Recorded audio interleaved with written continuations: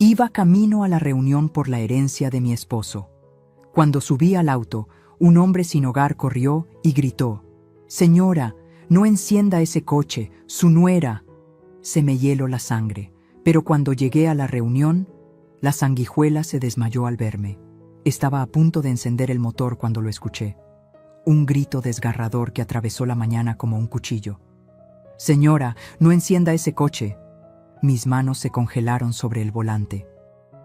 El corazón me golpeó el pecho con tanta fuerza que pensé que se me saldría. Giré la cabeza y lo vi. Un hombre sucio, desaliñado, con la ropa rasgada y el cabello grasiento pegado a la frente. Corría hacia mí con los brazos extendidos, como si intentara detener una tragedia. «Su nuera estuvo aquí anoche». Sentí que el aire se me escapaba de los pulmones. ¿Adriana? ¿Mi nuera Adriana había estado cerca de mi auto? ¿En la madrugada? El hombre golpeó la ventanilla con las palmas abiertas, dejando manchas de tierra sobre el cristal. Sus ojos, hundidos y enrojecidos, me miraban con una urgencia que no podía ignorar. No era la mirada de un loco. Era la mirada de alguien que había visto algo terrible. «No lo encienda, por favor. Vi lo que hizo». Bajé la ventanilla apenas unos centímetros, con la respiración entrecortada. ¿Qué viste?», susurré. Él retrocedió un paso, temblando. Ella y un hombre de traje. Abrieron el capó. Traían una bolsa pequeña. Yo estaba ahí, en la esquina. Nadie me ve, pero yo sí veo todo.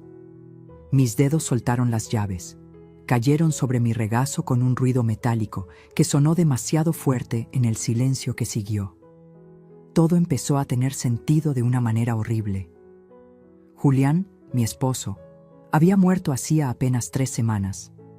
Un infarto fulminante, dijeron los médicos. Pero yo sabía que algo no cuadraba. Julián era fuerte, cuidaba su salud. No bebía, no fumaba. Y de repente, se desvaneció en el hospital, rodeado solo por Adriana. Solo por ella. Y ahora este hombre, este desconocido que vivía en las sombras de la ciudad, me decía que mi nuera había tocado mi auto en plena noche. «¿Por qué me lo dices?», le pregunté, todavía con la voz rota. Él bajó la mirada. «Porque su esposo fue bueno conmigo una vez, me dio comida cuando todos me escupían. Y anoche lo soñé. Me dijo que la cuidara a usted». Se me llenaron los ojos de lágrimas. Julián, siempre tan noble, siempre tan generoso. Y ahora, incluso desde donde estuviera, intentaba protegerme. Salí del auto con las piernas temblando.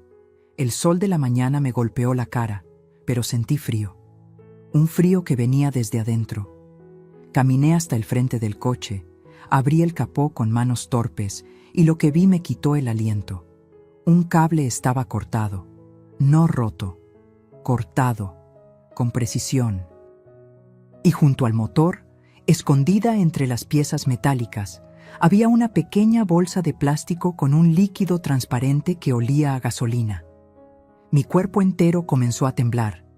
Si hubiera encendido ese motor, si hubiera presionado el acelerador, todo habría explotado. Yo habría explotado. Me dejé caer contra el auto, con las rodillas flojas y la vista nublada. Adriana quería matarme. Mi propia nuera, la mujer que abrazaba a mi hijo cada noche, la que me sonreía en cada cena familiar, la que me llamaba Mamá Elvira con esa voz dulce y falsa, había intentado asesinarme. Y lo peor de todo, tenía que ir a la notaría. Esa misma mañana, a la lectura del testamento de Julián. Ella estaría ahí, sonriendo, esperando, creyendo que yo nunca llegaría. Si esta historia te atrapó desde la primera palabra, suscríbete a este canal para seguir descubriendo relatos de vida que te harán sentir, reflexionar y nunca olvidar. Cerré el capó con fuerza, sequé mis lágrimas con el dorso de la mano y miré al hombre que acababa de salvarme la vida. «¿Cómo te llamas?», le pregunté. «Todos me dicen el Flaco, señora». «Gracias, Flaco. Gracias por escuchar a Julián». Saqué todo el efectivo que tenía en mi bolso. No era mucho, pero era algo. Se lo puse en las manos. Vuelvo pronto, y cuando vuelva, quiero que me cuentes todo lo que viste, cada detalle. Él asintió, apretando los billetes contra su pecho como si fueran oro. Llamé a un taxi. No iba a arriesgar mi vida en ese auto. No todavía. Pero mientras el taxi avanzaba por las calles de la ciudad, una certeza fría y dura se instaló en mi pecho. Adriana había cometido un error. Me había subestimado. Creía que yo era solo una viuda vieja, débil, fácil de eliminar. Pero estaba equivocada, porque ahora yo sabía, y una mujer que sabe es peligrosa. La notaría me esperaba, mi nuera me esperaba, y yo iba a entrar por esa puerta como si nada hubiera pasado. Pero por dentro ya estaba en guerra, y esta vez no iba a perder. La sala de la notaría olía a papel viejo y a café recalentado. Las paredes color beige, los cuadros con marcos dorados, el escritorio de caoba. Todo parecía diseñado para dar solemnidad al momento. Pero yo no sentía solemnidad. Sentía náusea. Adriana ya estaba ahí cuando llegué, sentada junto a mi hijo Marcelo, con las piernas cruzadas y esa sonrisa perfecta que siempre usaba como máscara. Llevaba un vestido negro ajustado, discreto pero elegante, el cabello recogido en una coleta baja, aretes de perla, maquillaje impecable, la viuda perfecta, o eso quería parecer. Cuando me vio entrar, sus ojos se abrieron apenas un segundo más de lo normal. Fue un gesto casi imperceptible. Pero yo lo vi. Vi la sorpresa. Vi el miedo. Ella no esperaba que yo llegara viva. «Mamá». Marcelo se levantó de inmediato y me abrazó. Su cuerpo estaba tenso, cargado. Mi hijo había envejecido 10 años en 3 semanas. Tenía ojeras profundas, la barba sin arreglar, y cuando me apretó contra su pecho, sentí que temblaba. «Mi amor», susurré, acariciándole la espalda. «Estoy aquí». Adriana también se levantó. Caminó hacia mí con pasos medidos, casi teatrales, y me abrazó con esa calidez falsa que ya me revolvía el estómago. «Mamá Elvira», dijo con voz suave, «qué bueno que llegaste. Estábamos preocupados». Sus manos en mi espalda eran frías, su perfume demasiado dulce. Y cuando se separó, nuestros ojos se encontraron por un instante demasiado largo. Yo no aparté la mirada. Ella sí. «Bueno, comencemos».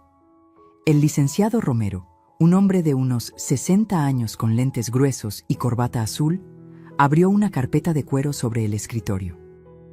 «Sé que este es un momento difícil para la familia Ortega, pero es necesario cumplir con los últimos deseos del señor Julián». A su lado, el joven abogado Germán Solís tomaba notas en silencio desde el rincón.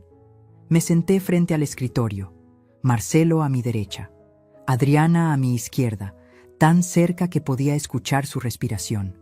El licenciado comenzó a leer. Al principio, todo parecía normal. La casa principal quedaba a mi nombre. Las cuentas bancarias personales, también. Algunos terrenos en Puebla serían repartidos entre Marcelo y su hermana Sofía, que vivía en Monterrey y no pudo venir.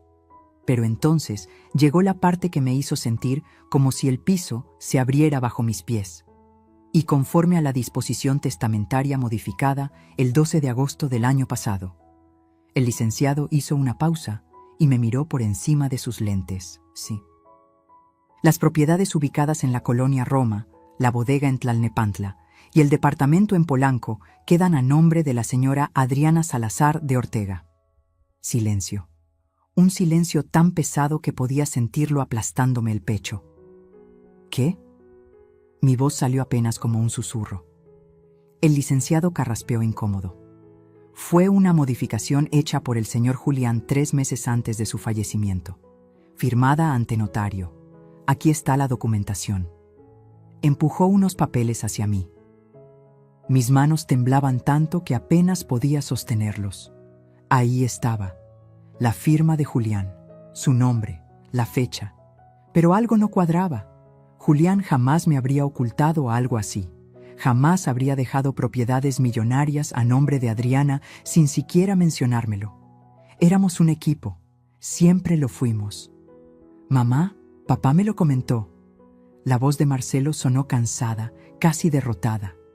Dijo que Adriana había sido un gran apoyo para él en los últimos meses, que quería asegurar nuestro futuro. Me giré hacia mi hijo con el corazón desgarrado. ¿Y tú lo sabías? ¿Lo sabías y no me dijiste nada? Marcelo bajó la mirada.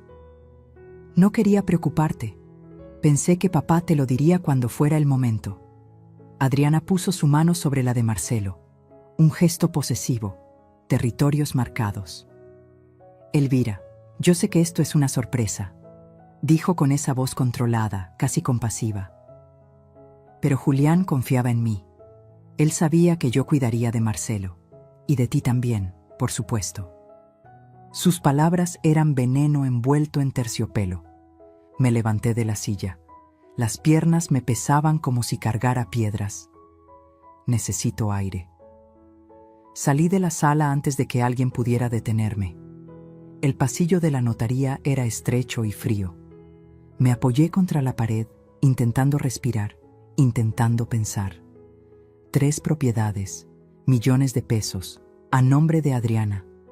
Y ella había intentado matarme esa misma mañana. ¿Por qué? ¿Qué más quería? ¿Qué más le faltaba por quitarme? La respuesta llegó clara, brutal. Ella quería todo. Escuché pasos detrás de mí. Era Adriana. Salió de la sala con esa sonrisa inquebrantable, como si nada en el mundo pudiera tocarla.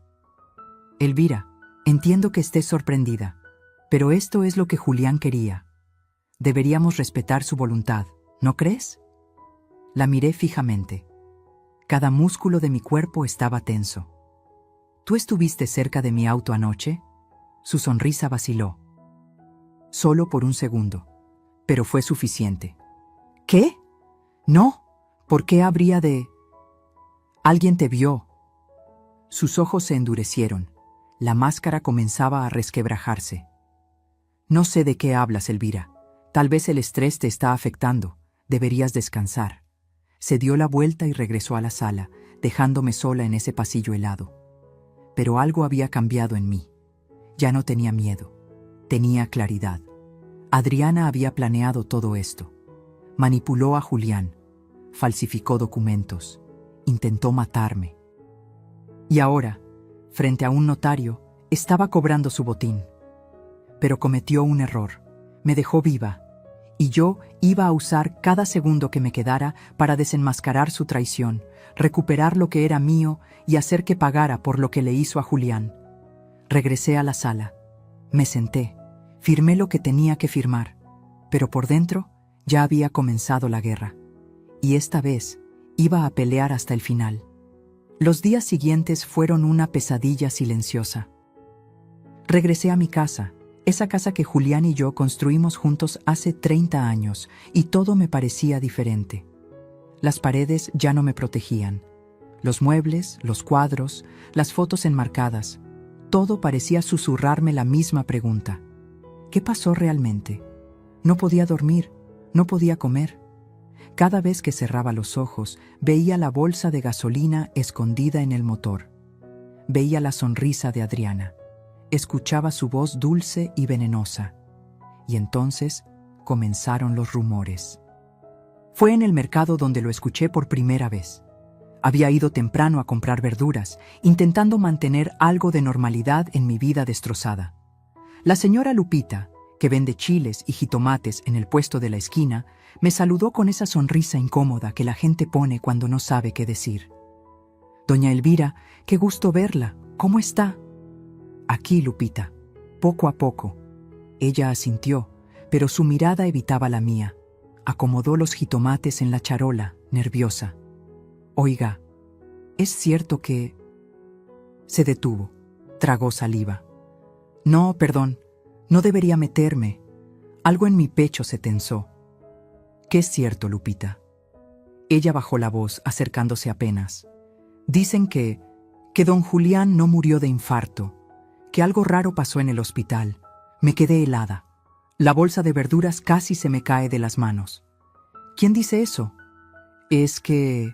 La gente habla, doña Elvira. Dicen que su nuera iba todos los días al hospital, sola, y que los doctores nunca supieron explicar bien qué pasó. Un hombre tan sano. Así nomás.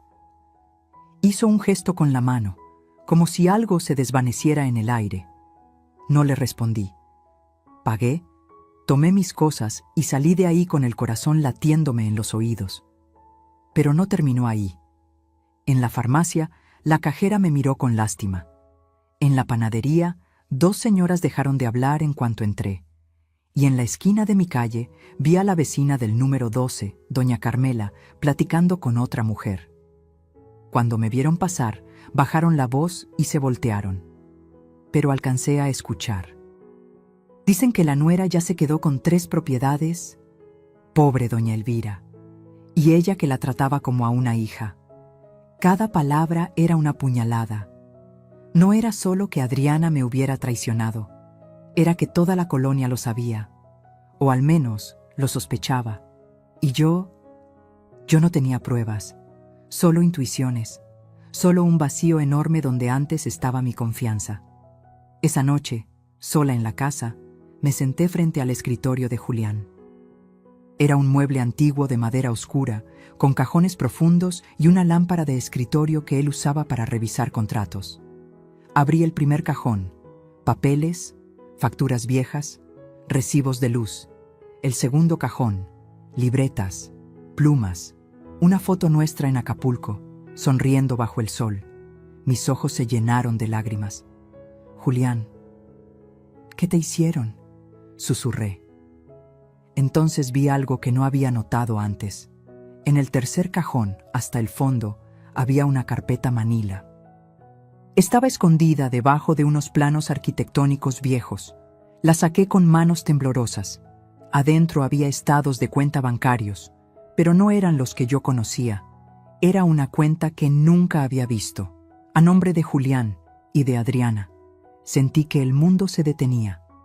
Movimientos bancarios, transferencias, 2 millones de pesos retirados en agosto, otro millón en septiembre, y luego, justo una semana antes de que Julián muriera, otra transferencia de 3 millones. 8 millones en total, 6 movidos antes de su muerte y 2 después. Sin mi conocimiento, busqué las fechas, las comparé con mi calendario. Todas esas transferencias se hicieron en días en que yo estaba fuera, visitando a mi hermana en Querétaro, en un retiro espiritual en Tepoztlán. Adriana había esperado el momento perfecto. ¿Y Julián? ¿Julián lo sabía? ¿O ella lo había engañado a él también? Mis manos temblaban tanto que los papeles se arrugaban entre mis dedos. Entonces sonó el teléfono. Era un número desconocido. Dudé, pero contesté. ¿Señora Elvira Montes? Sí, ¿quién habla? Soy el doctor Vargas. Trabajé en el Hospital San Rafael cuando su esposo estuvo internado. Mi respiración se cortó. ¿Qué necesita, doctor? Hubo una pausa larga, demasiado larga. Necesito hablar con usted, en persona. Hay algo que debió haberse investigado en su momento. Pero nadie quiso escucharme. El corazón me golpeaba tan fuerte que sentía el pulso en las sienes. ¿De qué está hablando? De las últimas horas de su esposo, de lo que encontramos en su sangre y de quién estuvo con él cuando todo pasó. Cerré los ojos. Las lágrimas corrieron libres, calientes, furiosas. Dígame dónde y cuándo. Mañana, a las 3 de la tarde, en la cafetería frente al hospital. Venga sola. Colgó.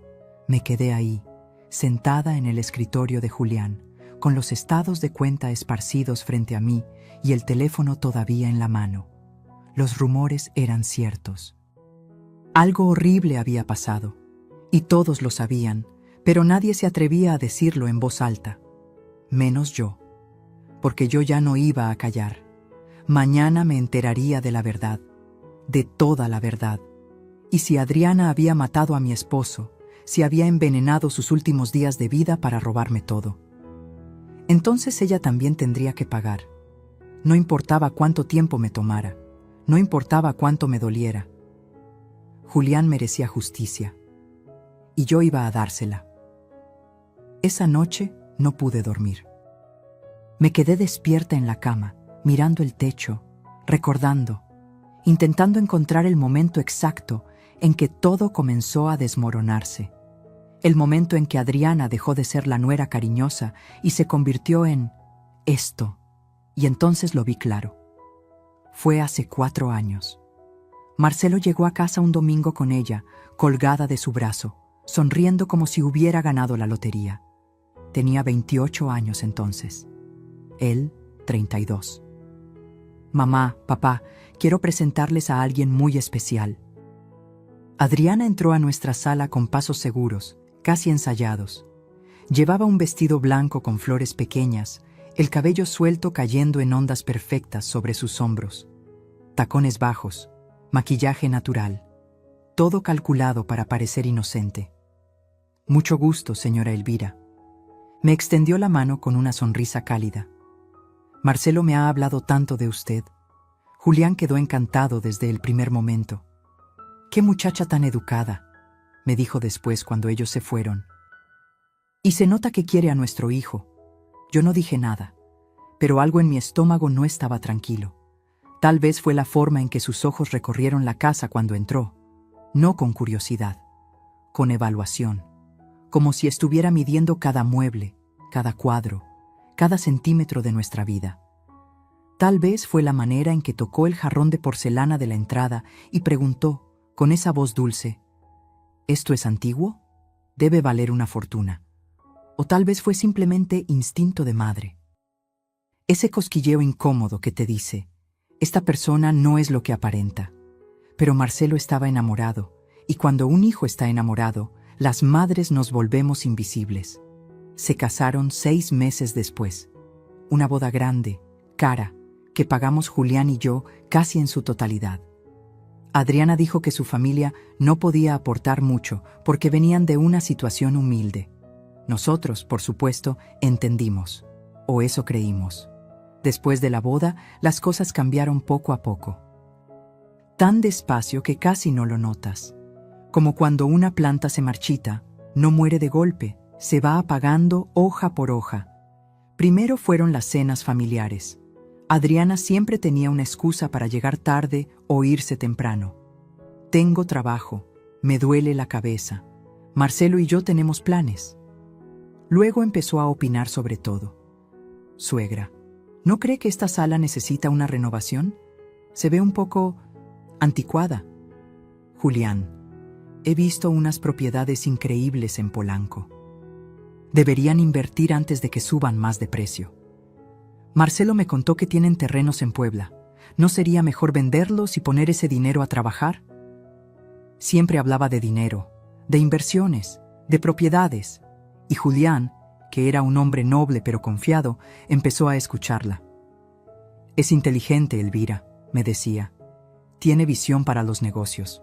Yo intenté advertirle, más de una vez. Julián, esa muchacha solo habla de dinero. ¿No te parece extraño? Él se reía. Estás exagerando, mi amor. Solo quiere ayudar. Pero yo no exageraba. Recuerdo el día en que encontré una tarjeta de crédito en el bolsillo de la chamarra de Julián. Una tarjeta que no reconocí. La revisé. Estaba a nombre de él, pero Adriana era la usuaria adicional. Gastos, cientos de miles de pesos en ropa, restaurantes, viajes, todo pagado por mi esposo.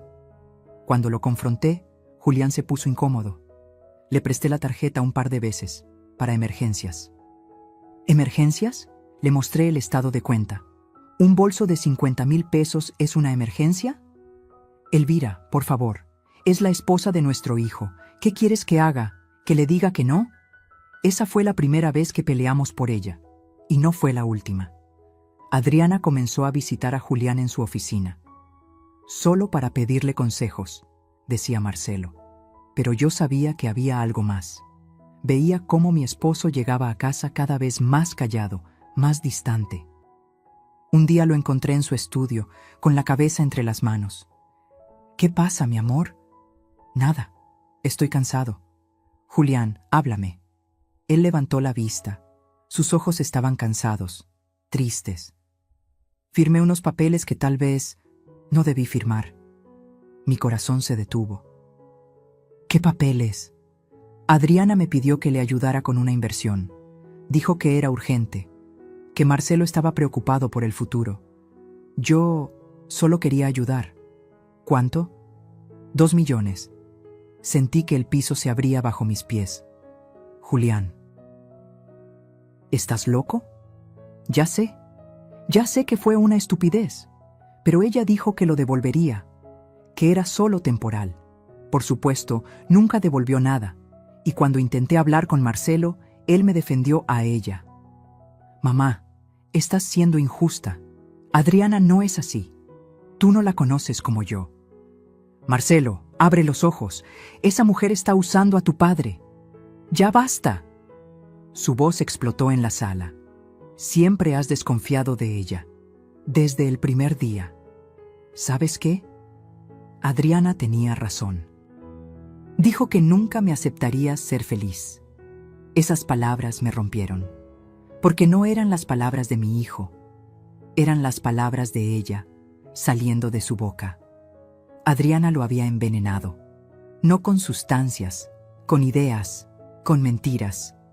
Con esa habilidad terrible que tienen algunas personas para hacerte dudar de tu propia realidad. Y mientras yo perdía a mi hijo, Julián se enfermaba. Empezó con cansancio. Luego, mareos. Luego dolores de estómago que los doctores no lograban explicar. ¿Es estrés?, decían. Descanse más. Pero yo sabía que no era estrés, porque cada vez que Adriana lo visitaba, Julián empeoraba. Hasta que un día, en el hospital, mientras yo estaba en Querétaro visitando a mi hermana enferma, Julián tuvo un paro cardíaco fulminante, y la única persona que estaba con él en ese momento era Adriana. Ahora, sentada en mi cama, con las sábanas frías y la casa en silencio, entendí todo. Adriana no había entrado a esta familia por amor. Había entrado a destruirnos. Y lo peor de todo, lo había logrado. Pero todavía quedaba una cosa que no pudo quitarme: mi voluntad de pelear. Mañana me reuniría con el doctor Vargas. Mañana sabría la verdad sobre lo que pasó en ese hospital. Y cuando tuviera las respuestas, Adriana descubriría que subestimó a la mujer equivocada. Porque una madre puede perdonar muchas cosas, pero nunca perdonará a quien le arrebató al amor de su vida. Y yo acababa de decidir que el perdón ya no era una opción. A la mañana siguiente desperté con una certeza helada en el pecho. Necesitaba pruebas, necesitaba algo concreto, tangible, que no pudiera ser ignorado o desechado como paranoia de viuda. Algo que incluso Marcelo no pudiera negar. Y ese algo estaba en mi cochera. Bajé las escaleras todavía en bata, con el cabello recogido en una trenza despeinada. El sol apenas comenzaba a colarse por las ventanas, tiñendo todo de naranja pálido. La casa olía a café viejo y a silencio. Me preparé una taza de té que no me tomé. Mis manos temblaban demasiado. A las 8 de la mañana llamé a don Servando. Él había sido el mecánico de confianza de Julián por más de 20 años. Un hombre de 60 y tantos, con manos manchadas de grasa y una honestidad a prueba de todo. Si alguien podía decirme la verdad sobre lo que había en mi auto, era él. «Doña Elvira», su voz sonó sorprendida al otro lado de la línea. «¿Cómo está? Cuánto lo siento por don Julián». «Gracias, Servando. Necesito que vengas a mi casa. Es urgente. ¿Le pasa algo al coche?» «No lo sé. Eso es lo que necesito que me digas». Hubo una pausa. «Voy para allá». Llegó media hora después, en su camioneta destartalada que olía a aceite quemado y a cigarro. Traía su caja de herramientas y esa expresión seria que ponía cuando las cosas eran importantes. «Muéstreme el auto, doña». Lo llevé a la cochera. Mi sedán gris estaba estacionado en el mismo lugar donde lo dejé después del grito del flaco. No lo había tocado desde entonces, no me había atrevido. Servando se agachó frente al capó, lo abrió con cuidado y durante varios minutos no dijo nada. Solo revisaba, tocaba, movía cables. Su ceño fruncido se fue haciendo cada vez más profundo. «Dios santo», murmuró. Mi estómago se contrajo. «¿Qué pasa?». Él sacó una linterna pequeña de su bolsillo y alumbró hacia el motor. Luego se volteó hacia mí con una expresión que nunca le había visto. Miedo puro. «Doña Elvira, ¿usted encendió este coche después de estacionarlo aquí?». «No, alguien me advirtió que no lo hiciera». «Gracias a Dios». Se limpió las manos en un trapo sucio y me hizo una seña para que me acercara. «Venga, mire esto». Me acerqué, aunque cada paso me costaba trabajo. No quería ver, pero tenía que hacerlo. Servando señaló un cable cortado limpiamente, casi quirúrgicamente. Este es el cable que conecta el sistema de encendido con la bomba de combustible. Está cortado, no roto. Cortado con algo filoso. Una navaja, probablemente. Sentí que la garganta se me cerraba. ¿Y eso qué significa? Que alguien quería que el auto no arrancara de inmediato, que usted insistiera, que lo intentara varias veces. ¿Por qué? Él sacó algo con unas pinzas. Era una bolsa plástica de 8 × 5 centímetros, con mezcla volátil colocada sobre el múltiple de escape. El cable de ignición estaba seccionado con cuchilla. Un montaje compatible con ignición secundaria y explosión instantánea. Mi respiración se detuvo. ¿Qué habría pasado si yo hubiera insistido en encenderlo? Servando me miró directo a los ojos. El calor habría derretido la bolsa, el líquido habría caído sobre el motor caliente, y con las chispas del arranque, hizo una pausa. Habría explotado, doña Elvira. Usted habría explotado. Las piernas me fallaron. Tuve que apoyarme contra la pared de la cochera para no caer. El mundo daba vueltas. ¿Estás seguro? Completamente. Esto no es un accidente. Esto no es vandalismo de algún chamaco idiota. Esto es... Tragó saliva. Intento de asesinato. Las palabras quedaron suspendidas en el aire, pesadas como piedras. Intento de asesinato. Alguien había querido matarme. Alguien había planeado que yo muriera quemada dentro de mi propio auto, en mi propia cochera, sin testigos, sin escapatoria. Y ese alguien era Adriana. Servando. Mi voz salió como un susurro roto. Necesito que documentes todo esto, fotos, videos, lo que sea necesario. Ya lo estaba pensando. Sacó su celular. Voy a grabar todo. Y luego deberíamos llamar a la policía. No, todavía no. Él me miró confundido. Doña Elvira, esto es grave. Si alguien intentó... Lo sé, pero necesito más pruebas. Necesito que esto sea irrefutable, porque la persona que hizo esto, me temblaba la voz. Es mi nuera. Y si voy a acusarla, necesito que no haya ninguna duda. Ninguna. Servando cerró el capó con cuidado, como si el auto fuera una bomba que todavía pudiera explotar. Su nuera, Adriana, asentí. Un hombre sin hogar la vio a ella y a otro hombre, aquí en la madrugada, manipulando el auto. Servando negó con la cabeza, incrédulo. Dios mío, pero, ¿por qué? ¿Qué gana ella con...? Todo. Las lágrimas comenzaron a rodar por mis mejillas. Gana todo. La herencia, las propiedades, el control total sobre mi hijo. Si yo desaparezco, ella se queda con todo. Servando maldijo entre dientes. Guardó sus herramientas con movimientos bruscos, furioso. Esto no se va a quedar así, doña Elvira. No voy a permitir que le pase nada. No va a pasarme nada, dije limpiándome las lágrimas con el dorso de la mano. Porque ahora sé lo que ella es capaz de hacer. Y ya no voy a darle otra oportunidad.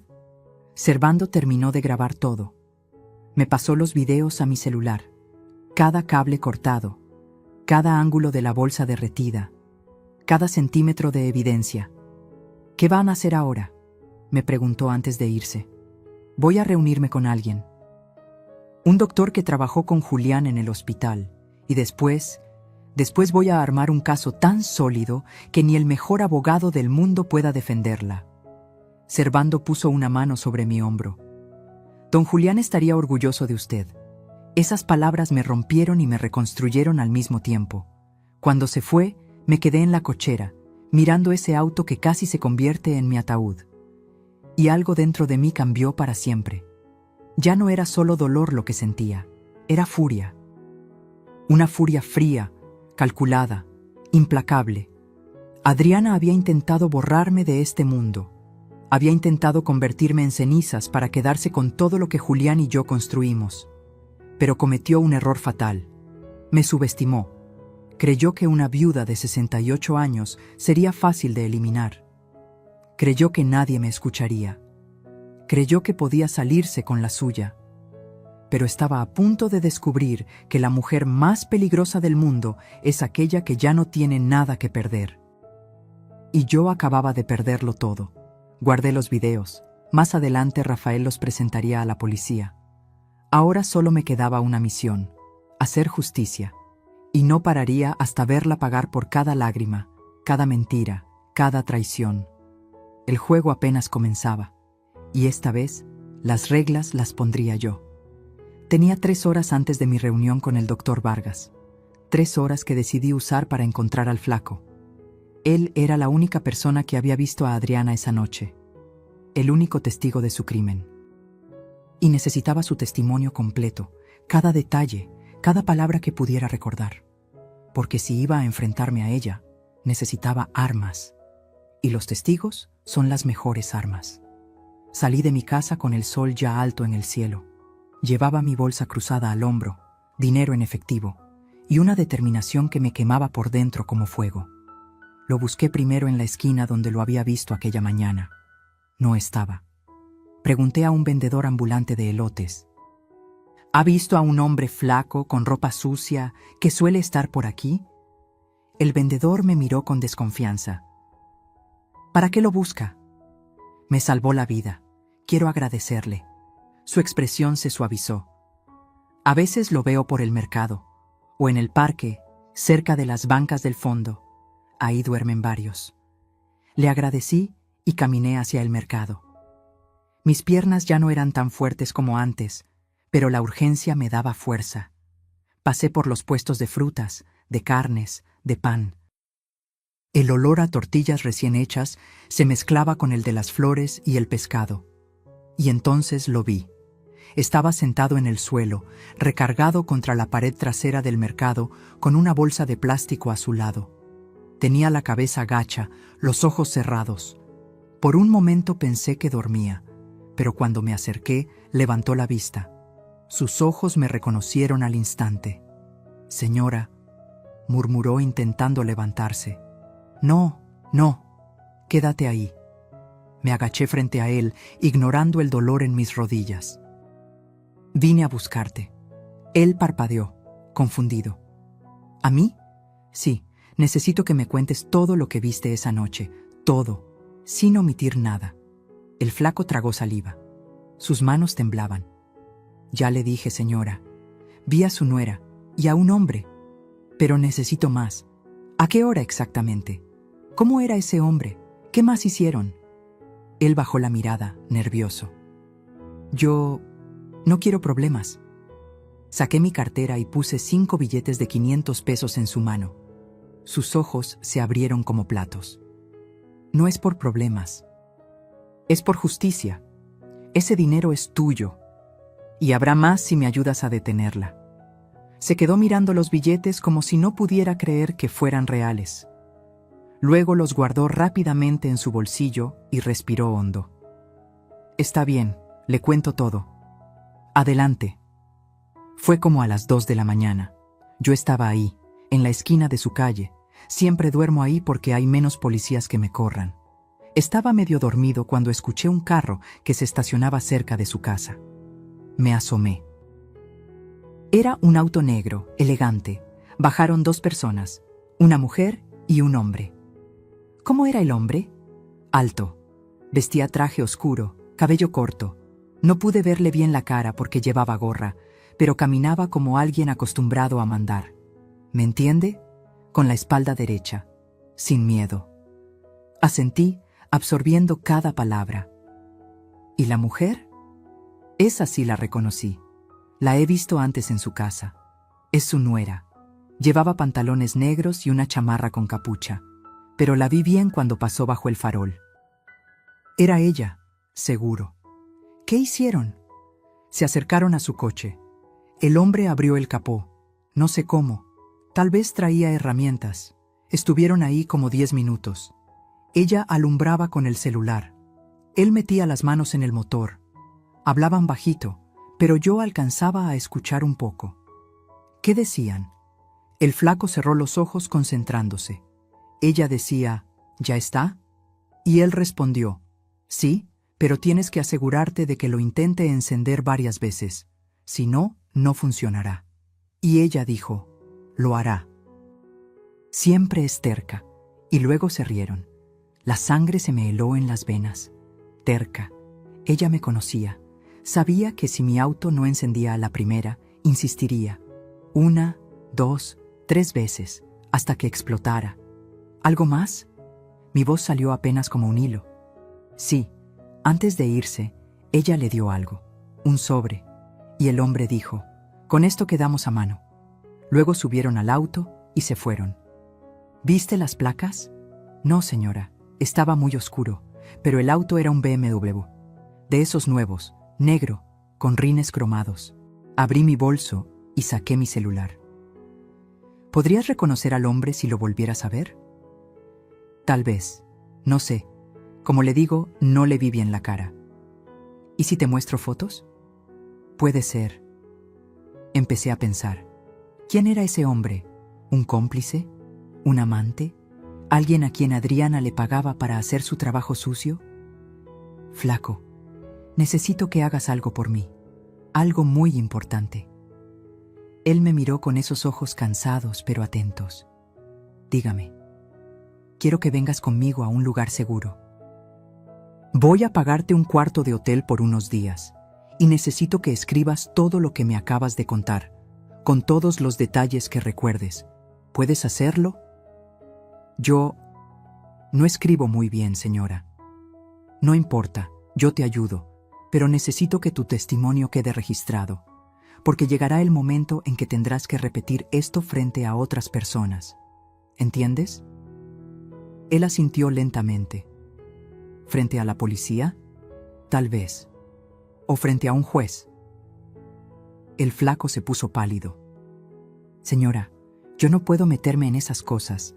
Tengo antecedentes, robos pequeños, nada grave, pero si me ven en una corte, no te va a pasar nada. Le puse una mano sobre el hombro. Te lo prometo, yo te voy a proteger. Pero necesito que me ayudes, porque esa mujer no solo intentó matarme a mí, también mató a mi esposo, y si no la detenemos, lo volverá a hacer. Sus ojos se llenaron de algo parecido a la compasión. Su esposo fue bueno conmigo, me trató como persona, no como basura. Entonces, ayúdame a hacer justicia por él. Hubo un largo silencio. El ruido del mercado continuaba a nuestro alrededor. Voces, risas, el golpeteo de los cuchillos contra las tablas de madera. Pero en ese pequeño rincón solo estábamos él y yo, conectados por una verdad terrible. Finalmente, el flaco asintió. Está bien, lo haré. Le ayudé a levantarse. Era más ligero de lo que pensaba, pura piel y huesos. Lo llevé a un hotel modesto pero limpio, cerca del centro. Pagué por una semana. Le compré ropa nueva, jabón, comida. Y esa tarde, sentados en la pequeña habitación con olor a detergente, escribimos juntos su testimonio. Cada palabra, cada detalle, cada segundo de esa noche maldita. Cuando terminamos, le tomé una foto con mi celular, sosteniéndolo en sus manos. Su firma al final.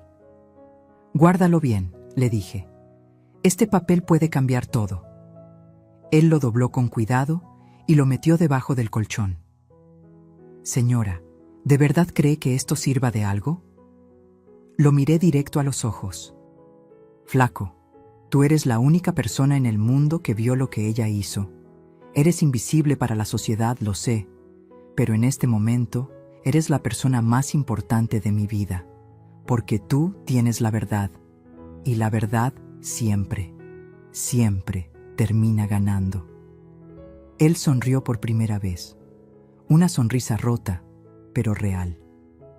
Gracias por creerme, señora. Gracias a ti por tener el valor de hablar.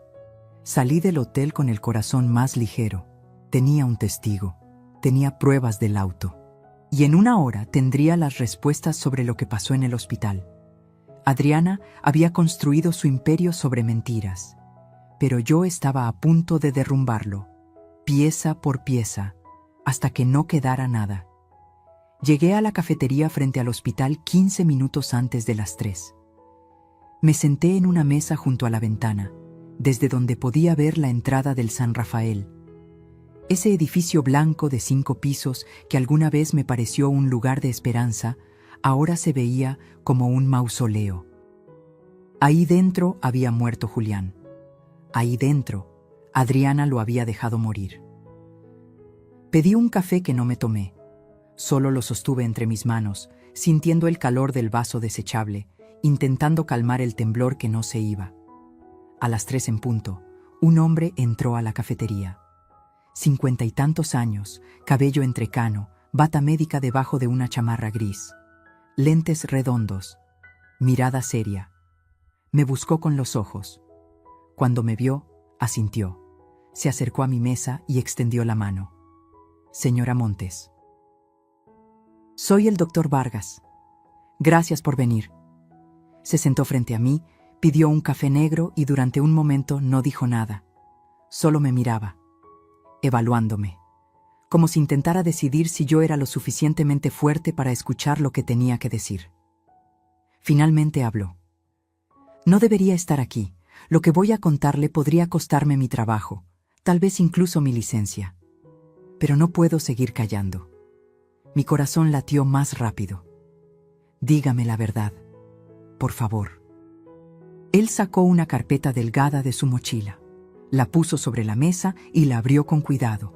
Dentro había hojas impresas, estudios médicos, gráficas. Su esposo llegó al hospital el 18 de septiembre. Se quejaba de mareos, dolor abdominal, náuseas. Pensamos que era gastritis aguda. Lo internamos para hidratarlo y hacerle estudios. Asentí. Todo eso ya lo sabía. Durante los primeros 2 días, su condición era estable, incómoda pero estable. Pero entonces, hizo una pausa.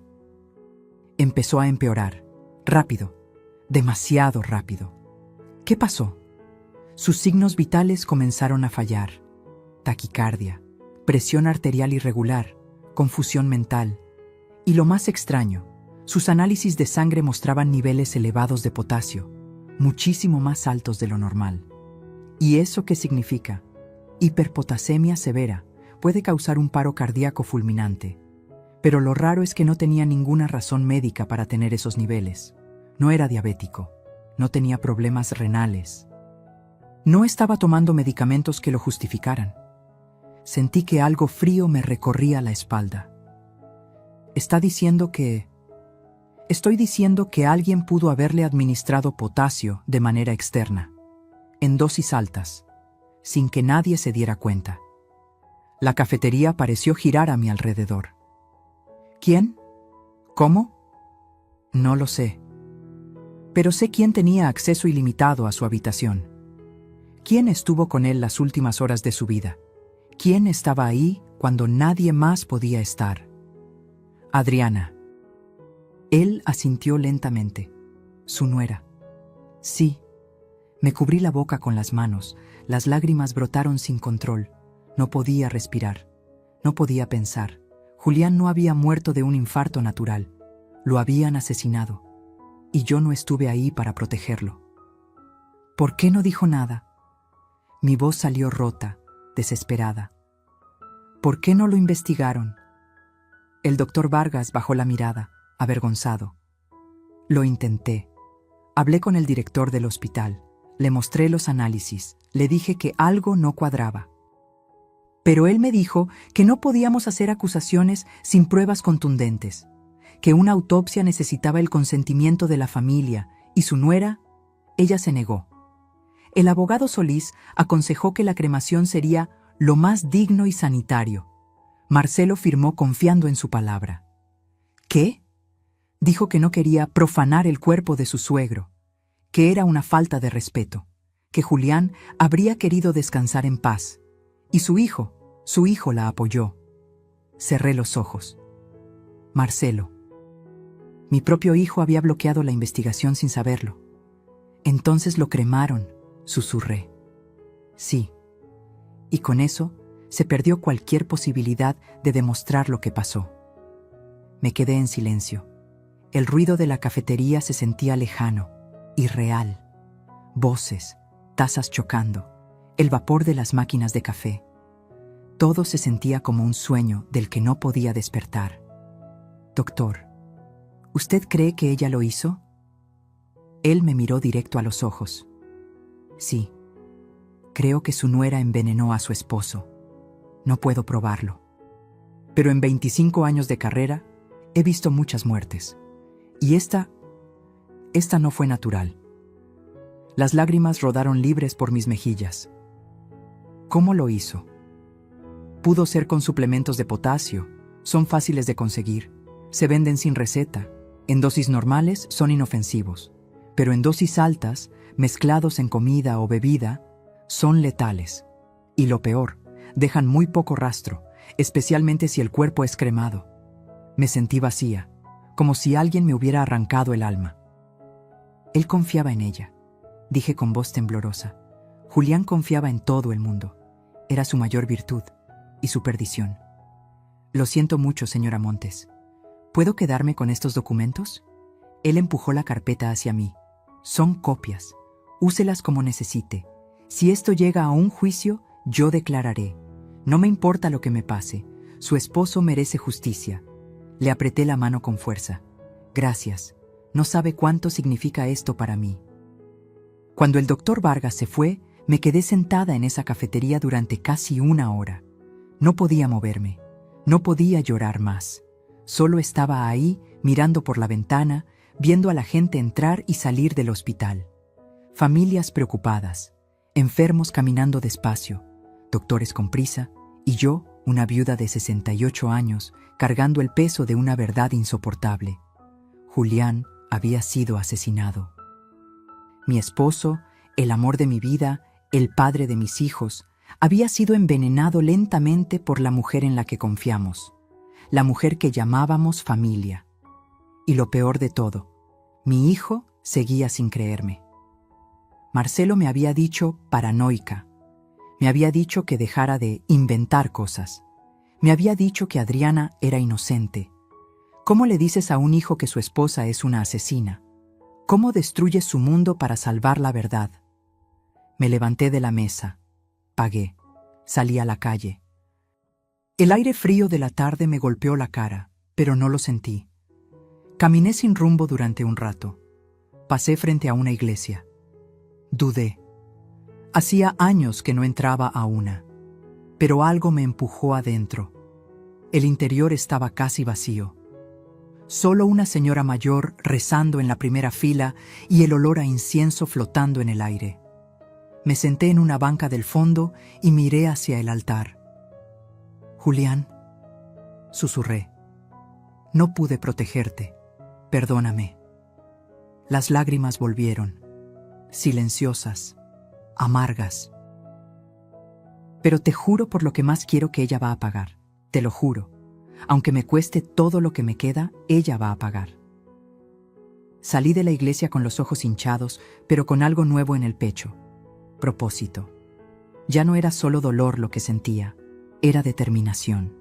Adriana había destruido a mi familia, había matado a mi esposo, había intentado matarme a mí.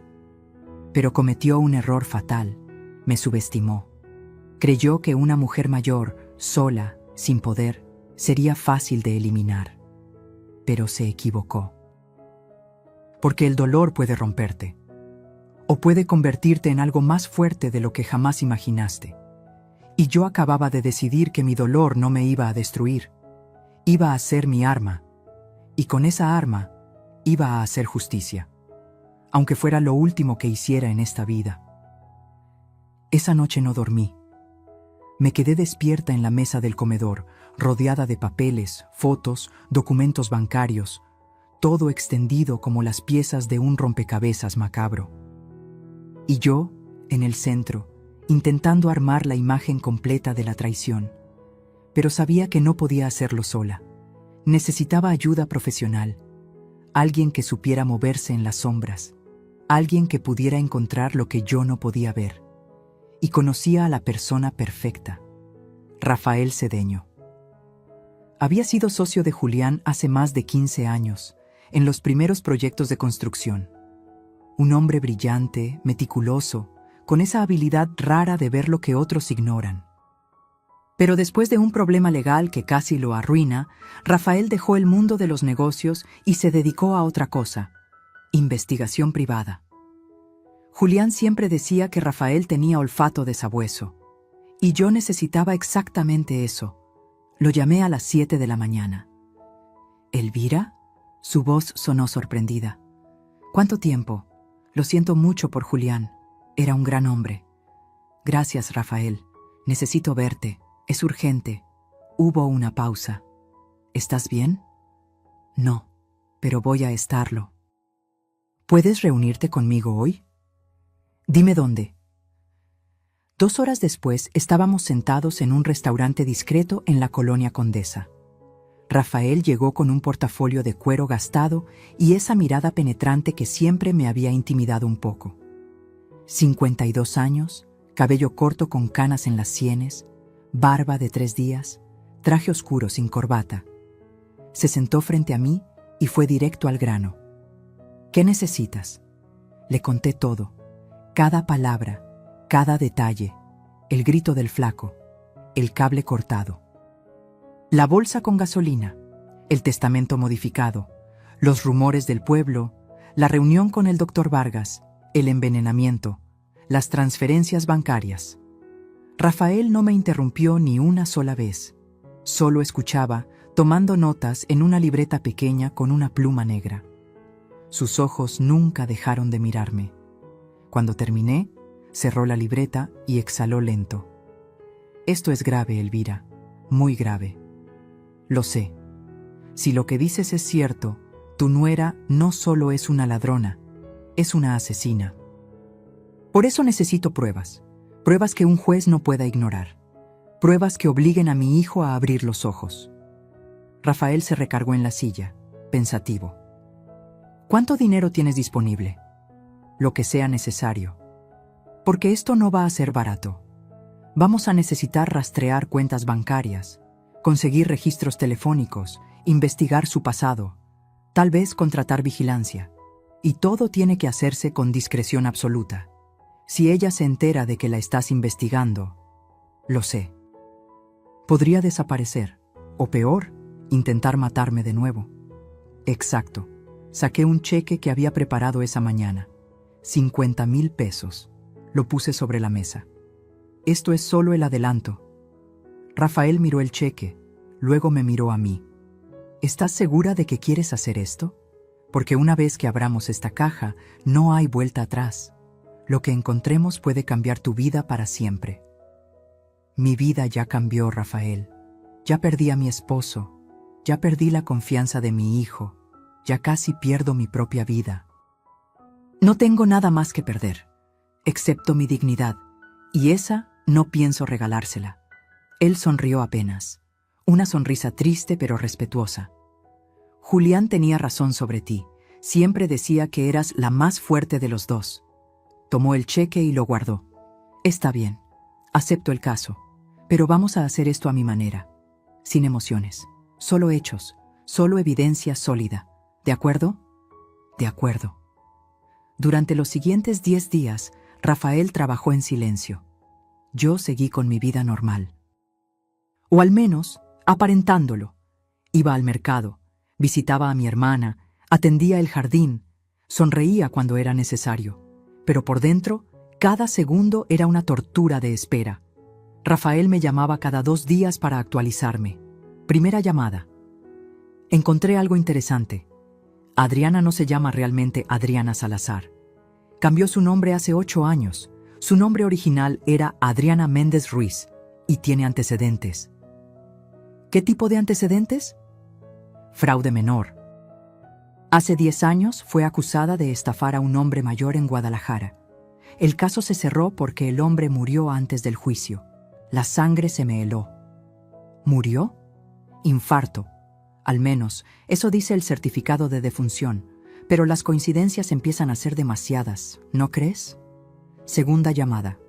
Las transferencias que encontraste no son las únicas. Hay más. Muchas más. Coincidía con lo que ya había hallado. 8 millones en total, 6 antes de su muerte y 2 después. Todas realizadas durante el último año. Todas a cuentas que Adriana controlaba. Pero lo interesante es que algunas de esas transferencias se hicieron desde su cuenta personal, después de que él estuviera hospitalizado. Eso es imposible. Él estaba inconsciente. Exacto, lo que significa que alguien tenía acceso a sus contraseñas bancarias, y solo hay una persona que pudo tenerlas. Tercera llamada.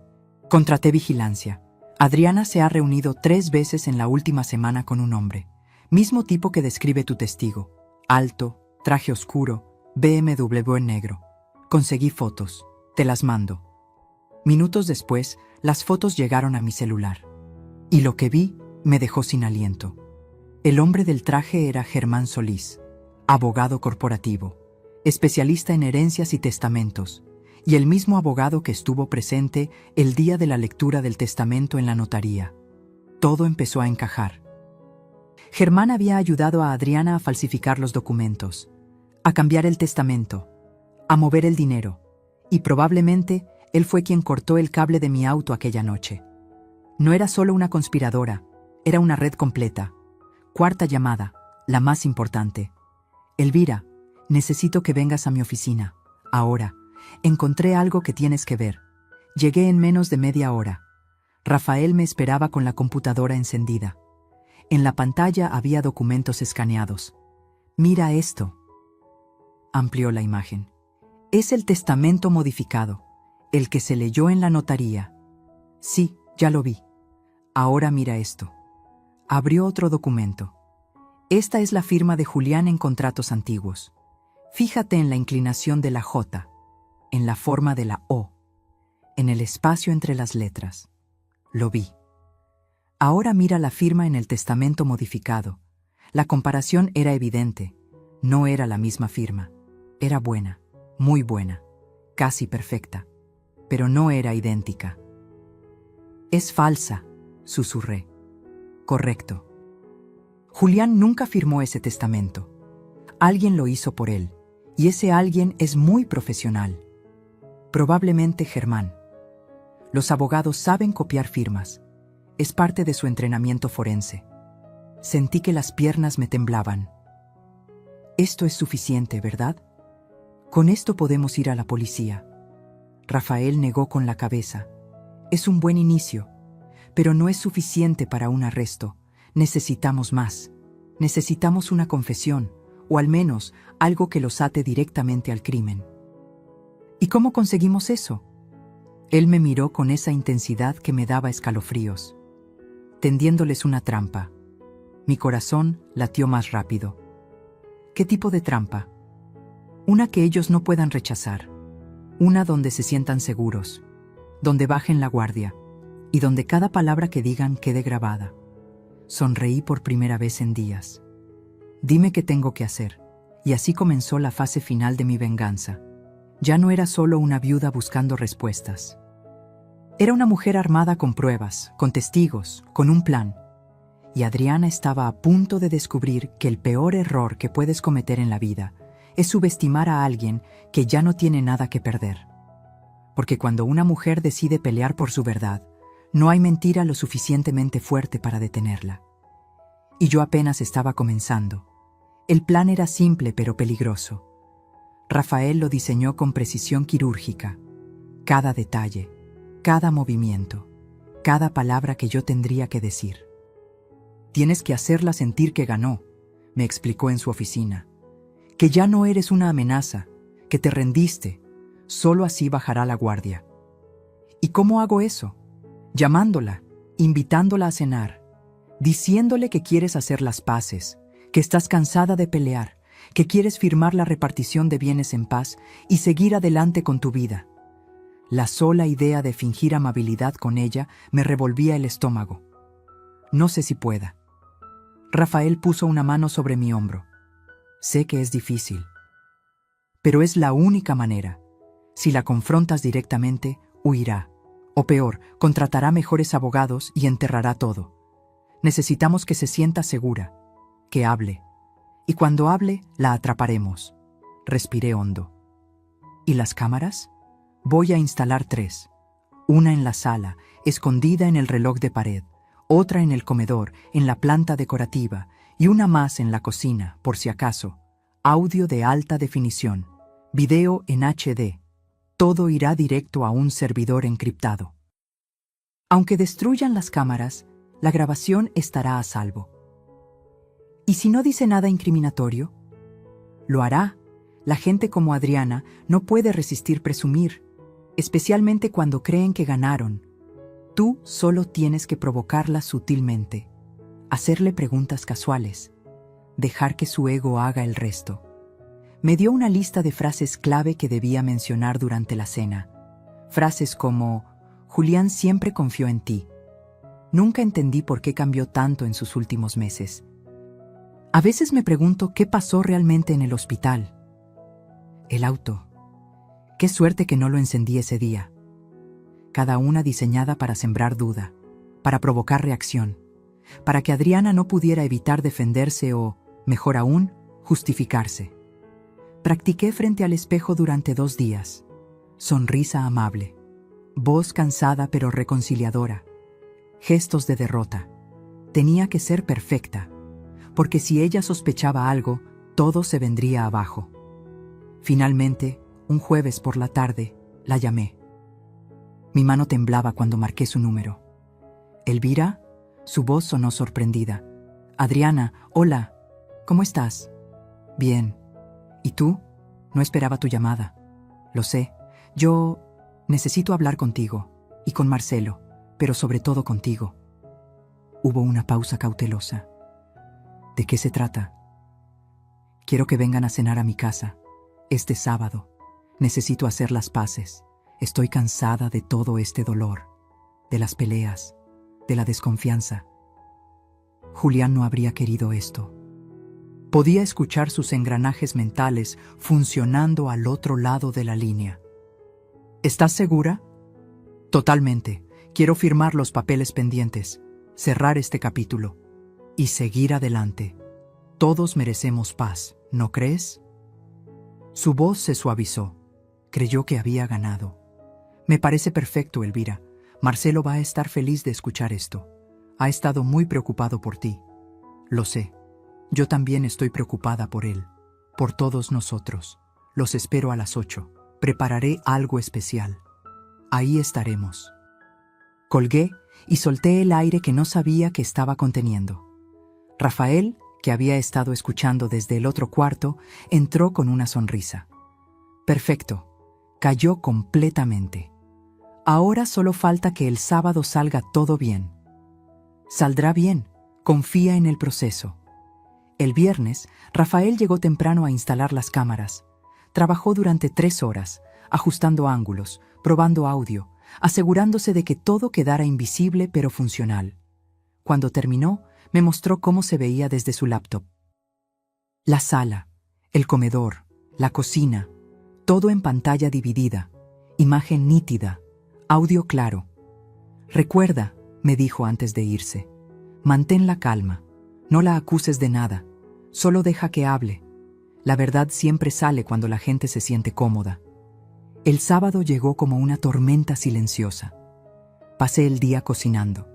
Preparé mole poblano, arroz rojo, frijoles refritos. El postre favorito de Marcelo, flan napolitano. Puse la mesa con el mantel bordado que usábamos en ocasiones especiales. Velas, flores frescas. Todo tenía que parecer auténtico. A las 8 en punto sonó el timbre. Abrí la puerta con una sonrisa que me dolía en el alma. Marcelo entró primero. Se veía cansado pero esperanzado. Me abrazó fuerte. Gracias por esto, mamá. Gracias a ti por venir, mi amor. Adriana entró detrás de él, elegante como siempre. Vestido negro ajustado, tacones, cabello perfecto. Esa sonrisa que ahora reconocía como pura falsedad. Elvira, qué linda te ves, y huele delicioso. Gracias, hija. Pasen. Siéntense. Nos sentamos a la mesa. Serví la comida. Hablamos de cosas triviales al principio. El clima, el tráfico, las noticias. Marcelo parecía relajado, feliz de vernos juntas sin pelear. Adriana, en cambio, me observaba, todavía cautelosa, todavía evaluando. Entonces, mientras servía más vino, solté la primera frase clave. Sabes, Adriana, a pesar de todo, sé que Julián confiaba mucho en ti. Ella sonrió. Él era un hombre maravilloso, muy generoso. Lo era, a veces demasiado. Hice una pausa. Nunca entendí por qué cambió tanto en sus últimos meses. Se volvió tan distante. Adriana tomó un sorbo de vino, pensativa. Creo que estaba cansado. El trabajo, el estrés. Ya sabes cómo es esto de los negocios. Tal vez. Pero era extraño. Sobre todo cuando empezó a enfermarse. Los doctores nunca encontraron una explicación clara. La miré directamente a los ojos. Ella sostuvo mi mirada sin pestañear. A veces la vida es así, Elvira.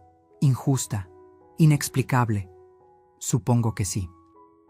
Me limpié la boca con la servilleta. Me alegra que estuvieras con él en el hospital. No habría soportado que muriera solo. Alguien tenía que estar ahí. Su voz tenía un tono casi orgulloso.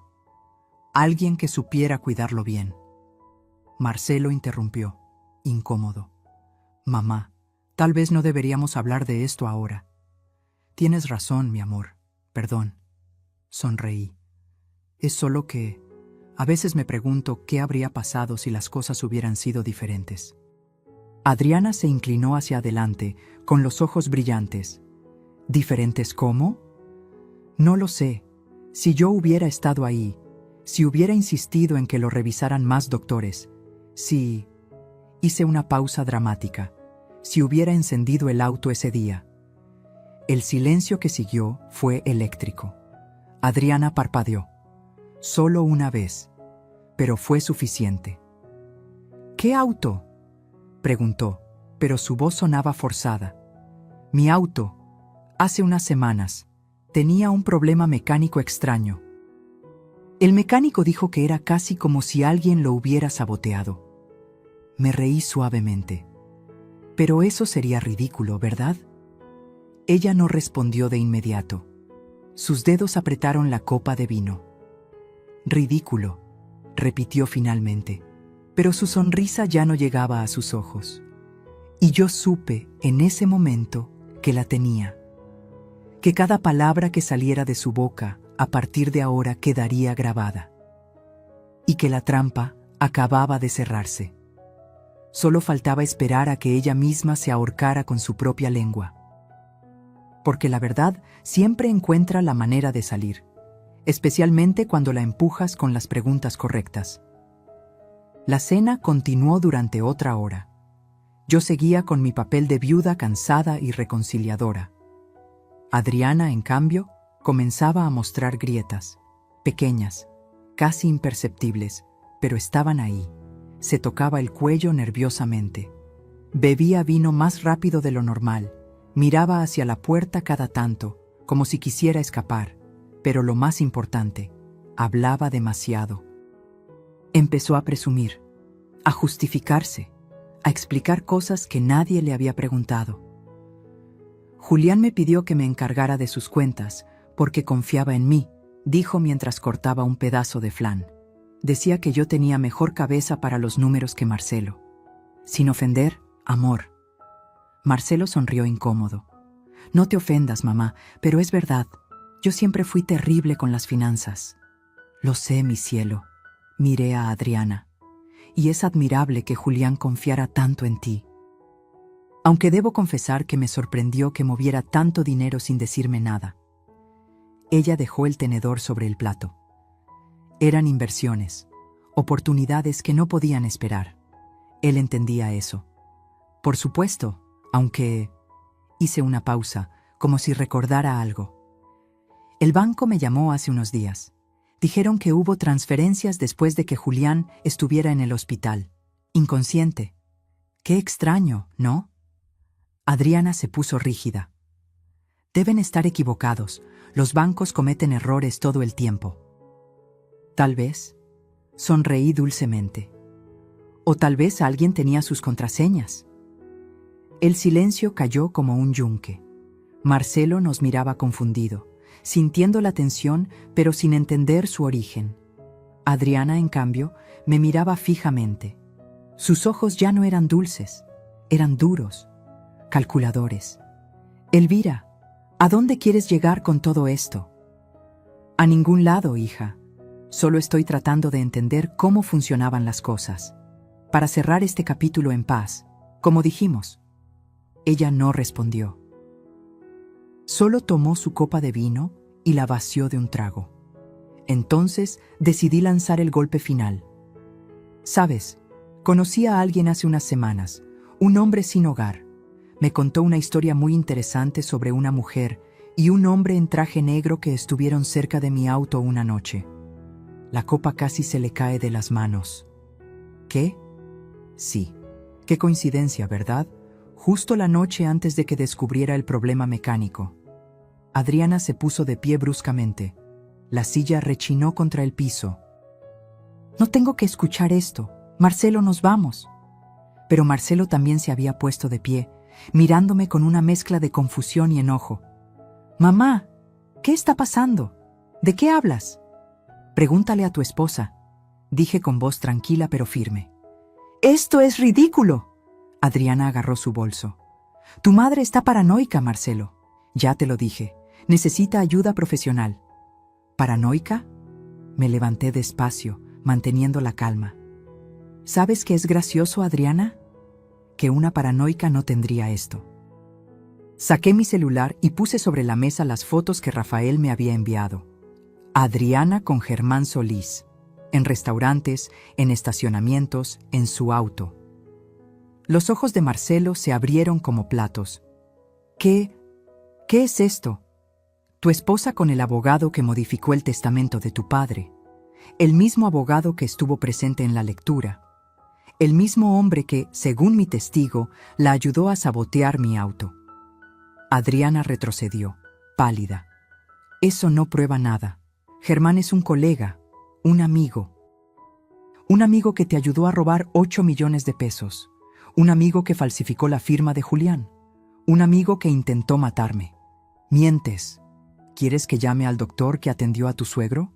¿El que encontró niveles anormales de potasio en su sangre?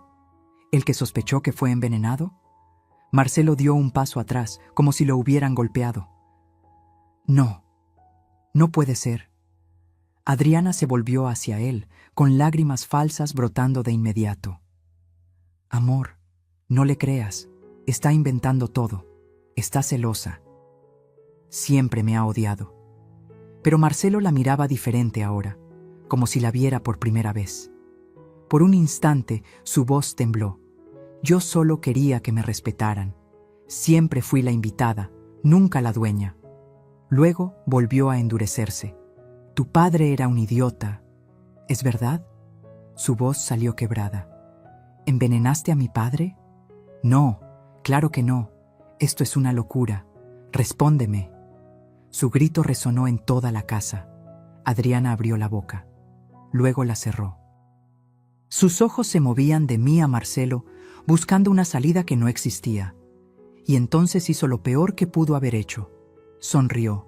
Una sonrisa fría, calculadora, vacía de cualquier pretensión de inocencia. Tu padre era un idiota, dijo con voz cortante. Un viejo tonto que firmaba lo que fuera con tal de que lo hicieran sentir importante. Fue tan fácil manipularlo que hasta daba risa. Marcelo retrocedió como si lo hubieran apuñalado. Dios mío. ¿Y sabes qué? Continuó Adriana, ahora sin freno. Me arrepiento de solo una cosa, de no haber terminado el trabajo con ella también.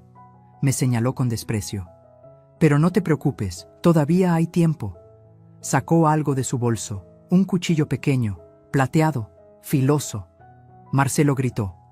Adriana, no. Pero ella ya se había lanzado hacia mí. No tuve tiempo de pensar, solo de reaccionar. Me moví hacia un lado. El cuchillo pasó rozando mi brazo, rasgando la manga de mi blusa. Y entonces la puerta principal se abrió de golpe. Rafael entró corriendo, seguido de 2 policías uniformados. ¡Al suelo! ¡Suelte el arma!, gritó uno de ellos mientras apuntaban a Adriana. Rafael, sin perder la calma, mostró a los agentes que las cámaras transmitían todo en tiempo real al servidor seguro. Adriana se quedó paralizada. El cuchillo cayó de sus manos. Su rostro pasó del odio al pánico en un segundo. Los policías la sometieron, la esposaron. Mientras la arrastraban hacia la puerta, ella gritaba. «Esto es trampa. Ella me provocó. Me tendieron una trampa». Rafael se acercó a mí. «¿Estás bien?», asentí, todavía temblando. «Lo grabaste todo, ¿verdad?». «Cada palabra, cada movimiento. Está en el servidor, irrefutable». Marcelo estaba sentado en el suelo, con la cabeza entre las manos, sollozando como un niño. Me arrodillé junto a él y lo abracé. «Lo siento, hijo, lo siento tanto». Yo no sabía». Su voz era un susurro roto. «Mamá, perdóname. No te creí. Pensé que estabas...». «Shh. Ya pasó, ya pasó». Los policías se llevaron a Adriana. Sus gritos se fueron apagando en la distancia. Rafael se acercó con una expresión seria. «Van a arrestar a Germán Solís también. Con las grabaciones y las pruebas bancarias, ambos van a pasar muchos años en prisión. ¿Y el testamento falso? Se invalidará. Todo regresará a como debió ser desde el principio. Las propiedades, el dinero, todo vuelve a ti y a tus hijos». Cerré los ojos. El alivio me golpeó como una ola. No era alegría lo que sentía. Era justicia. Julián podía descansar en paz. Y yo, finalmente, podía respirar. La pesadilla había terminado, pero sabía que las heridas tardarían mucho en sanar. Porque recuperar tu vida es una cosa, recuperar la confianza de tu hijo es otra. Y esa noche, abrazada a Marcelo en el piso de mi comedor, supe que el verdadero trabajo apenas comenzaba, no el de venganza, sino el de reconstrucción, y ese, descubriría después, era el más difícil de todos. Pasaron varias semanas desde aquella noche de la trampa. El tiempo ya no se medía en días, sino en audiencias y declaraciones. Los siguientes meses fueron un huracán de abogados, declaraciones, audiencias y papeles. Adriana fue acusada formalmente de fraude, falsificación de documentos, intento de homicidio y, aunque no pudieron probarlo completamente por la cremación del cuerpo, conspiración en la muerte de Julián. Germán Solís, el abogado cómplice, fue arrestado en su oficina 2 días después. Las pruebas eran abrumadoras, las grabaciones, las transferencias bancarias, y el testimonio del flaco, el hombre sin hogar que lo vio todo, selló la culpabilidad de ambos. No tuvieron defensa. El juicio duró 4 meses. Yo asistí a cada audiencia, sentada en la misma banca, con la misma ropa oscura, mirando fijamente a Adriana cada vez que entraba esposada a la sala. Ella nunca me devolvió la mirada. Su abogado intentó todo. Alegó locura temporal, luego manipulación psicológica, luego que yo la había provocado, que todo fue defensa propia. Pero las grabaciones no mentían, las cámaras no tenían sesgo, y el jurado, 12 personas que no la conocían, vieron lo mismo que yo había visto desde el principio. Una mujer sin escrúpulos, capaz de cualquier cosa por dinero. El día del veredicto, la sala estaba llena. Familiares, periodistas, curiosos atraídos por el escándalo. Marcelo estaba sentado a mi lado, pálido, con las manos entrelazadas sobre las rodillas. Había perdido tanto peso en esos meses que parecía otra persona.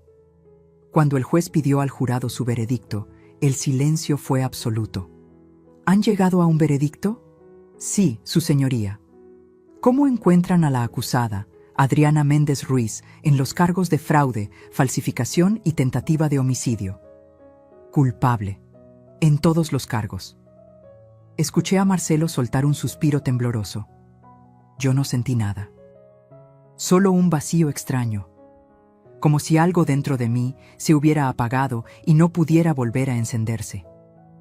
El juez golpeó el mazo. La sentencia será de 18 años de prisión sin posibilidad de libertad condicional antes de cumplir al menos 12 años. 18 años. Adriana tenía 32. Saldría a los 50, si es que salía. La vi levantarse, esposada, escoltada por 2 oficiales. Por un momento giró la cabeza hacia mí. Nuestros ojos se encontraron. No había rabia en su mirada. No había arrepentimiento, solo vacío. Y entonces la sacaron de la sala. Germán Solís recibió 15 años. Su carrera destruida. Su reputación en ruinas. Después de la sentencia, Rafael me esperaba en el pasillo del juzgado. Se hizo justicia, dijo. Yo asentí, pero no pude sonreír. ¿Por qué no me siento mejor? Él puso una mano sobre mi hombro. Porque la justicia no borra el dolor, Elvira, solo cierra el círculo. El resto lo tienes que hacer tú. Tenía razón. 2 semanas después, el testamento falso fue oficialmente anulado. Las 3 propiedades que Adriana había robado fueron devueltas a mi nombre. Los 8 millones de pesos que había movido fueron rastreados y recuperados. Todo lo que Julián construyó durante su vida volvió a donde siempre debió estar, con su familia legítima. Pero el dinero ya no me importaba. Lo que me importaba era otra cosa. Una tarde de domingo, Marcelo vino a visitarme. Traía flores, lirios blancos, mis favoritos. Nos sentamos en la terraza, bajo el sol suave de la tarde, con el sonido de los pájaros de fondo. Durante mucho tiempo no hablamos. Finalmente, él rompió el silencio. Mamá, nunca te voy a poder pedir suficiente perdón. No necesitas hacerlo. Sí necesito. Su voz se quebró. Te fallé. Fallé a papá. Dejé que esa mujer destruyera todo. Y lo peor es que no te creí. Te llamé paranoica. Te di la espalda cuando más me necesitabas. Puse mi mano sobre la suya. Estabas enamorado. Y el amor ciega. Lo sé mejor que nadie. No es excusa. No, pero es una explicación. Lo miré a los ojos. Hijo, Adriana no te engañó solo a ti. Nos engañó a todos. Era muy buena en lo que hacía. Demasiado buena. Y tú solo querías ser feliz. No hay nada de malo en eso. Las lágrimas rodaron por sus mejillas. ¿Cómo puedes perdonarme? Porque eres mi hijo. Y porque sé que tu padre también te habría perdonado. Él te amaba. Y donde quiera que esté, sé que solo quiere verte feliz. Marcelo se derrumbó. Lloró como no lo había hecho en años. Y yo lo abracé. Como cuando era niño.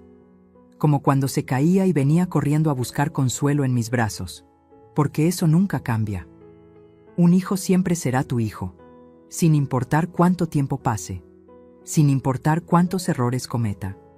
El amor de una madre no tiene condiciones. Ese mismo mes tomé una decisión. Vendí 2 de las propiedades que Adriana había intentado robar. Con ese dinero, creé un fondo fiduciario para mi nieto, el hijo de Marcelo que apenas tenía 6 años. Un niño inocente que había perdido a su abuelo y ahora crecería sin madre. Quería asegurarme de que él estuviera protegido, de que tuviera un futuro, de que las mentiras de Adriana no arruinaran también su vida. El resto del dinero lo doné. Parte fue para el Hospital San Rafael, con la condición de que mejoraran sus protocolos de seguridad para pacientes vulnerables. Otra parte fue para un refugio de personas sin hogar, porque el flaco me había salvado la vida. Y si él, alguien invisible para la sociedad, Pudo ser mi ángel guardián. Entonces había miles como él que merecían una oportunidad. No lo hice por reconocimiento. Lo hice porque Julián habría hecho lo mismo. Y porque finalmente entendí algo que me había tomado toda una vida aprender. La verdadera riqueza no está en lo que posees. Está en lo que haces con lo que tienes. Está en cómo tratas a las personas que no pueden darte nada a cambio. Está en dormir tranquila sabiendo que hiciste lo correcto, aunque nadie te estuviera mirando. Una tarde, mientras organizaba el estudio de Julián, encontré una carta. Estaba escondida dentro de uno de sus libros favoritos, una carta que nunca envió, fechada 2 semanas antes de morir. Decía: Elvira, si estás leyendo esto, es porque algo me pasó. Necesito que sepas que cometí errores. Confié en la persona equivocada. Dejé que alguien entrara demasiado en mi vida, en nuestras finanzas, en nuestra familia. Y ahora tengo miedo. Miedo de lo que pueda pasar. Si algo me sucede, por favor, no confíes en nadie. Investiga. Pelea. Porque sé que eres más fuerte de lo que crees. Siempre lo has sido. Te amo. Y lo siento. La carta cayó de mis manos. Julián lo sabía. En algún nivel, sabía que Adriana era peligrosa y había intentado advertirme, pero no llegó a tiempo. Me senté en su silla, rodeada de sus libros, de su olor que todavía impregnaba el cuero del escritorio, y lloré, no de tristeza, sino de cierre, porque finalmente podía decirle: ya está, mi amor. Ya hice lo que tenía que hacer, ya te defendí, ya nos defendí, ahora puedes descansar. Y sentí, por primera vez desde su muerte, que él realmente descansaba, que la justicia, aunque tardía, aunque incompleta, había llegado. Y que yo, una mujer de 68 años que había sido subestimada, traicionada, casi asesinada, había ganado, no con rabia, no con venganza, sino con dignidad, y esa, descubrí, era la victoria más poderosa de todas. 6 meses después del juicio, una mañana de diciembre, desperté con una necesidad que no podía ignorar. Tenía que verlo, al flaco, al hombre que sin saberlo había cambiado el curso de todo. El hombre que con un solo grito desesperado me había salvado la vida y desencadenado la justicia. Hacía tiempo que no lo veía. Después del juicio, le había conseguido trabajo en una pequeña empresa de limpieza. Le había pagado un cuarto modesto en una vecindad. Le había dado dinero para ropa, comida, medicinas. Pero nunca le había dicho gracias. No de verdad, no de la forma en que merecía. Lo busqué durante 2 días. No estaba en su trabajo, no estaba en su cuarto. Nadie lo había visto. Y entonces, una tarde fría, lo encontré. En el mismo lugar donde todo comenzó, la esquina de mi calle, sentado contra la pared, con la misma ropa raída de siempre, a pesar de todo lo que le había dado. Me acerqué despacio. Él levantó la vista y me reconoció. Señora Elvira. Flaco, te he estado buscando. Él sonrió con tristeza. Lo siento, es que no pude quedarme en el cuarto. No pude seguir en el trabajo. No encajo ahí. La calle es mi casa. Siempre lo ha sido. Me senté a su lado. Ignoré las miradas de la gente que pasaba. Ignoré el frío del concreto. Ignoré todo excepto a él. No vine a regañarte, vine a agradecerte. Él negó con la cabeza. No tiene nada que agradecer. Tengo todo que agradecer. Saqué un sobre de mi bolso. Sin ti, yo estaría muerta. Sin tu grito, sin tu valentía, Adriana se habría salido con la suya. Por eso quiero darte esto. Le extendí el sobre. Él lo abrió con manos temblorosas. Dentro había un cheque, 100,000 pesos. Sus ojos se llenaron de lágrimas. Señora, yo no puedo aceptar esto. Sí puedes, y lo harás, porque te lo ganaste. Haz lo que quieras con ese dinero. Viaja, descansa, o dónalo si quieres, pero tómalo, porque es tuyo, porque salvaste una vida, y eso no tiene precio. Él apretó el cheque contra su pecho, sollozando en silencio. No fue solo mi mérito, dijo entre lágrimas. Fue su esposo, él me habló esa noche. Me quedé inmóvil. ¿Qué? Lo soñé. Clarito.